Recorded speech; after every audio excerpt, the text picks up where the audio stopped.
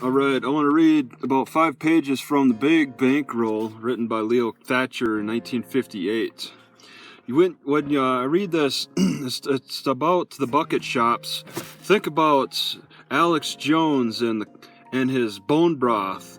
Think of the coral calcium by Justin Trudeau. They're practically interchangeable. If it wasn't first coral calcium, then Alex Jones would have been peddling coral calcium if it wasn't bone broth. The best way to demonstrate the workings of a bucket shop is to give the case history of George Graham Rice and Idaho copper stock.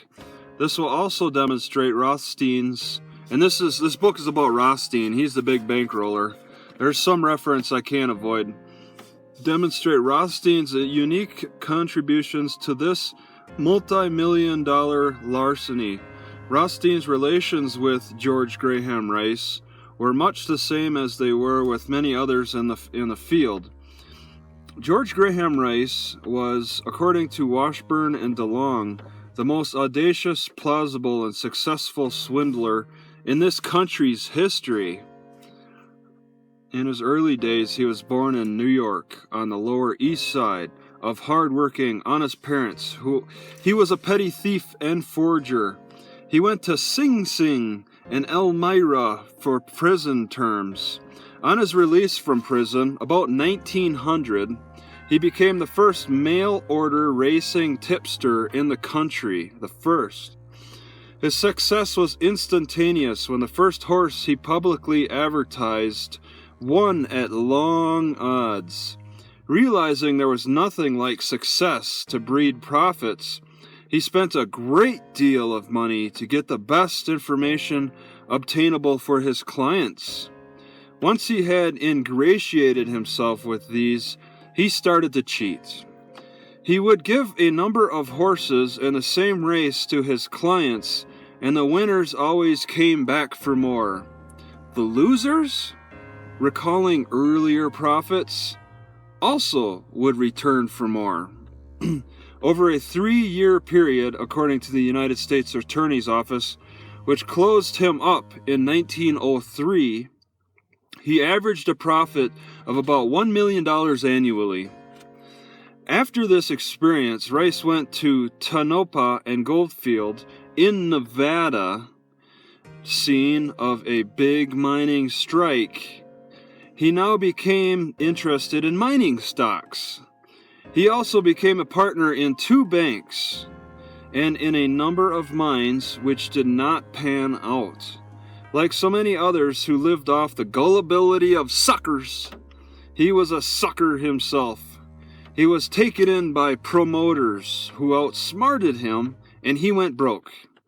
He returned to New York, where he started to promote a stock known as Rawhide Coalition.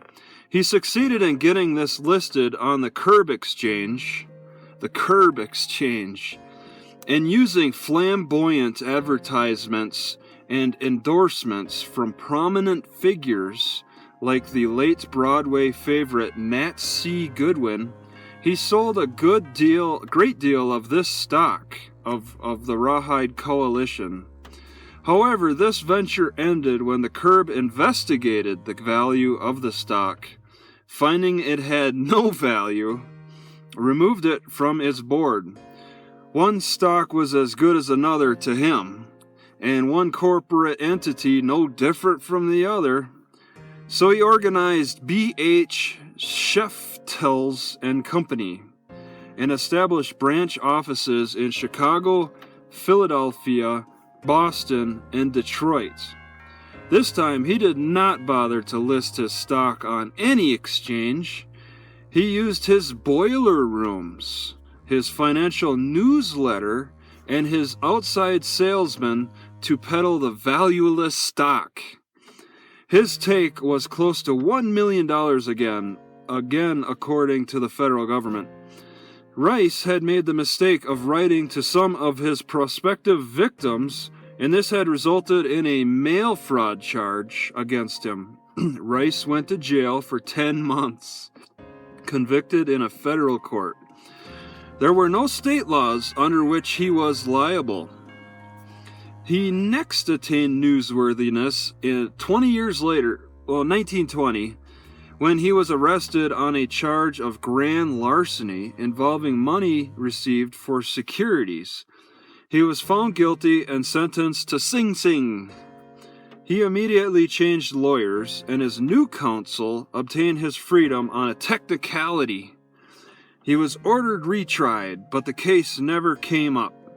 His new lawyers were William J. Fallon and Eugene McGee. He was now ready to launch his biggest coup yet. It yielded him $25 million. His preparation was thorough. He started the ball rolling. He began to print a financial newspaper called the Iconoclast. His editorial policy was twofold. On the one hand, it was bitter in its attacks on the financial powers of the country. It blamed Wall Street for all the ills that affected the people. It charged that multimillionaires and insiders were using the stock exchange to mulct hundreds of thousands of innocent people of millions of dollars. On the other hand, he promised his subscribers his own private information. This was a very popular campaign. So popular that the daily circulation of the Iconoclast, which had a national distribution, was soon over 300,000 yearly subscriptions. He soon had the biggest sucker list in America. He sold off parts of his list to other bucket shops, but only after he had first mulcted the persons on the list. This was immaterial to the purchasers. Like Rice, they believed that old suckers, they never died. There was always a little more loot, even in lists that had already been exploited. Once Rice had set up his suckers, he started to work on them.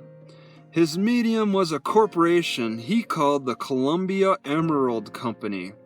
According to the stories in the Iconoclast, a Colombian priest had discovered an ancient map, which led to a mine abandoned by the Incas when Pizarro conquered the Inca kingdom. The mine had been located and was now operating, producing emeralds valued in the millions. There were, even then, few come-ons that were older or more exploited. Just the same, the suckers bit. They took the bait to the tune of $500,000. However, this was so flagrant a larceny that it did not last long. The authorities issued an injunction restraining further sales of the stock. They also threatened criminal prosecution. When Rice appeared at the office of the United States Attorney, Gene McGee was with him. McGee quoted the law. So long as there actually was a mine in South America, and Rice, acting on his attorney's instructions, had purchased such a mine for $800, Rice was not liable to criminal prosecution. There was no prosecution. The Iconoclast played up the story of the injunction. This was just another of the tricks of Wall Street, intended to prevent the little man from becoming a millionaire. But Rice was too smart for these powerful interests. He had discovered another mine, this one a copper mine, that would yield a gold return as well. On the front page of the Iconoclast, there appeared in large size type, boxed on the front page, "Sell any stock you own and buy Idaho copper, now on the Boston curb. We know what the language means and we mean it."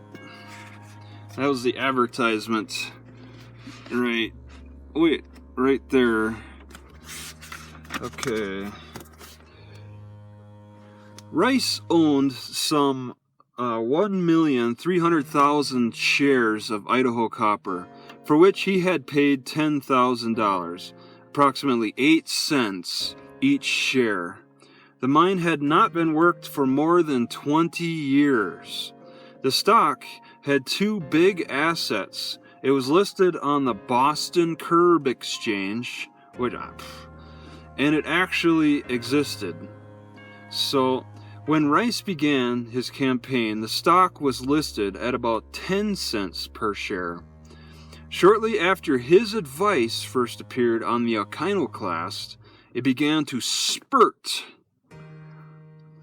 It went to $6.25 a share from the 8 cents he purchased it at, as thousands of suckers rushed to get in on the ground floor. After all, had not Rice tipped the stock when it could be bought for pennies?